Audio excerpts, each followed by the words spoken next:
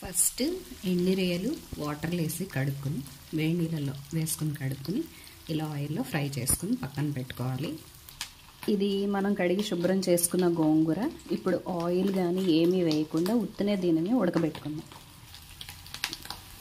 ఇలా కడాయిలో వేసేస్తే అదే మగ్గిపోతుంది, బాగా మగ్గిపోవాలి పేస్ట్ లాగా. దీని మీద మూత పెట్టుకుందాం, మగ్గుతుంది.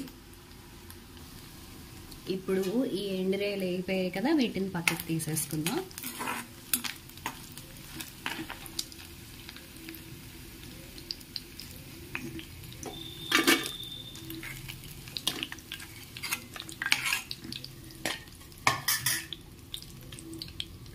ఇప్పుడు ఇందులో పచ్చిమిరపకాయలు, కరివేపాకు, ఉల్లిపాయలు వేసుకుని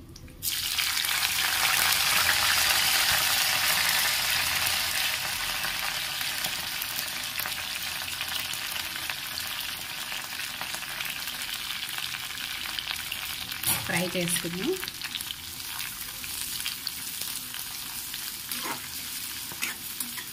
ఈ ఉల్లిపాయలు మగ్గే వరకు దీని మీద మూత పెట్టేసుకున్నాం. ఇప్పుడు ఇందులో మసాలా కోసం చిన్న అల్లం ముక్క, వెల్లుల్లిపాయలు, 2 మొగ్గలు, కొద్దిగా జీలకర్ర, ఇంకా ధనియాలు, ఇవి సరిపోతాయి. మెత్తగా పేస్ట్ పట్టుకుందాం. ఉల్లిపాయలు మగ్గిపోయాయి. ఇప్పుడు ఇందులోనే మసాలా మనం ఏదైతే రెడీ చేసుకున్నామో అది వేసేసుకుందాం. ఇది వేసేసుకుని ఒకసారి ఫ్రై చేసుకుందాం.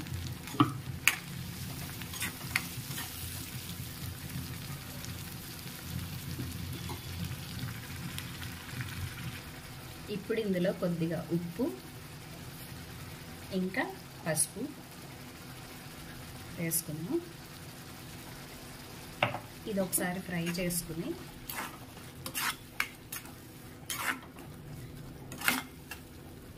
ఇందులో ఇప్పుడు మనం ఫ్రై చేసుకున్న ఎండిరేలు వేసేసుకున్నాం. వేసుకుని ఒకసారి తిప్పుకున్నాం.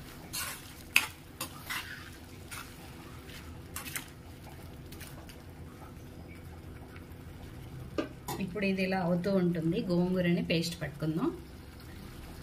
అంత గోంగూర వేస్తే ఇంత చిన్న ముద్ద అయింది. ఇప్పుడు దీన్ని మిక్సీ జార్లో మెత్తగా పేస్ట్ పట్టేసుకుందాం. ఇందాక మసాలా పట్టాను కదా, అదే గిన్నెలో వేసాను. ఇది చూడండి ఎలా అయిపోయిందో, పేస్ట్లా అయిపోయింది కదా. ఇప్పుడు ఇందులో కొద్దిగా కారం 2 స్పూన్స్ వేస్తున్నాను. పుల్లదనానికి కారం ఎక్కువే ఉండాలి. సో 2 స్పూన్స్ కారం వేసాను. దీన్ని ఒకసారి ఫ్రై చేసుకుందాం.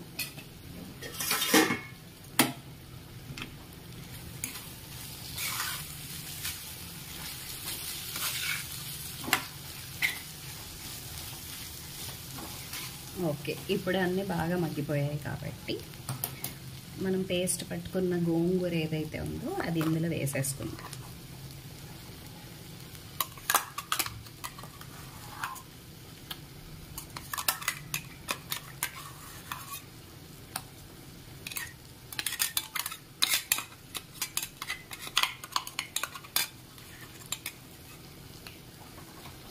ఇప్పుడు దీన్ని అంతటిని మళ్ళీ ఒకసారి తిప్పుకుందాం. అవసరమైతే కొంచెం వాటర్ వేసుకుందాం. వాటర్ వేసుకుంటే కొంచెం బాగా ఉడికి ఇంకా బాగుంటుంది.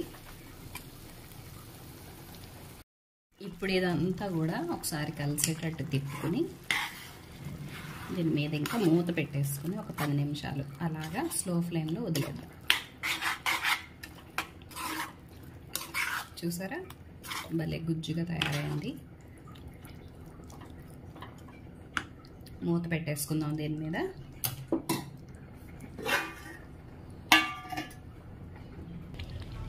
సో ఫైనల్గా మన యమ్మీ and tasty gongura and MD రొయ్యలు ఇగురు అనేది తయారైపోయింది.